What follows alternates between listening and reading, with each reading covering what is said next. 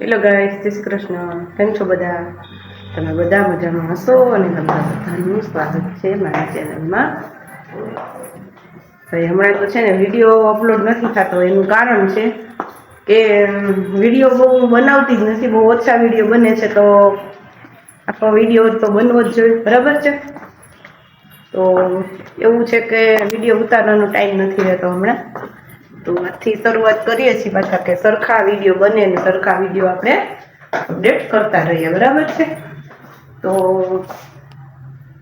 આપણે પહેલા ઠાકોરજીના દર્શન કરશું અને સવારનું તો ઓલમોસ્ટ કામ બધું પતી ગયું છે, ફ્રી થઈ ગયા છીએ.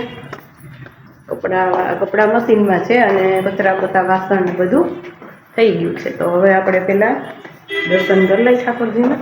ચલો.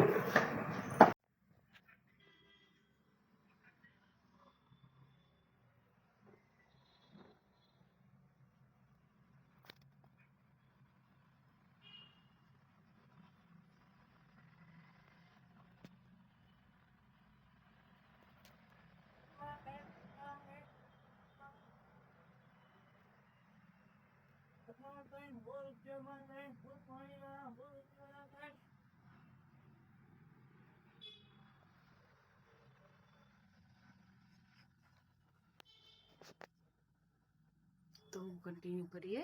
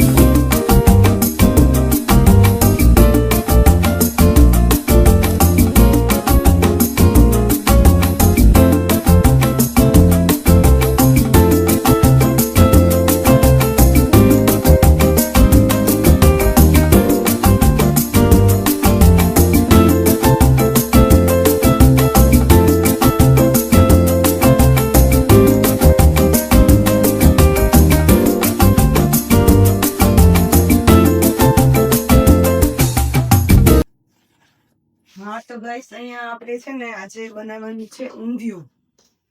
કે ઊંધિયું બને છે, હજી કહું ઊંધિયું સુધારાય છે. ઊંધિયામાં તો વાર જ લાગે. કારણ કે ફ્રી થઈને થોડીક વાર મશીને બેઠા હતા, થોડુંક સિલાઈનું કામ ચાલુ કરી દીધું છે. એટલે કારણ કે હમણાં તો છે ને મશીને બેસવાનો ટાઈમ જ નહોતો, એટલે હમણાં કંઈ કર્યું જ નથી. સિલાઈ કામ તો આપણે હવે ચાલુ કરશું ધીમે ધીમે પાછું. તો આજે બનાવવાનું છે ઊંધિયું.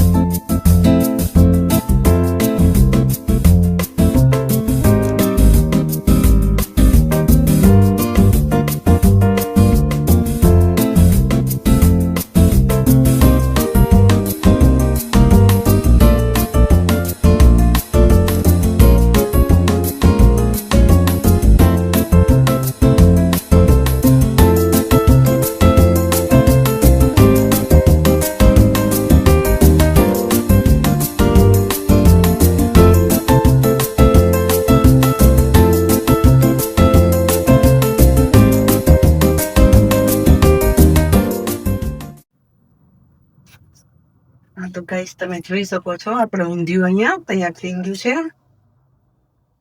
પછી મેં એમાં નાખ્યો મસાલો, ગરમ મસાલો નાખ્યો અને તલ, સિંગદાણા અને ચવાણાને ક્રશ કરીને એનો પાવડર પણ ભૂકો પણ નાખ્યો અને આપણે કોથમીર નાખી.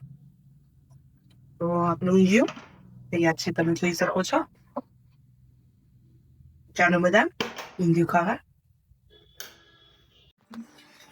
હા તો ગાઈસ આજના વિડીયોને આપણે અહીંયા જ એન્ડ આપીએ. મળીએ નેક્સ્ટ બ્લોગમાં.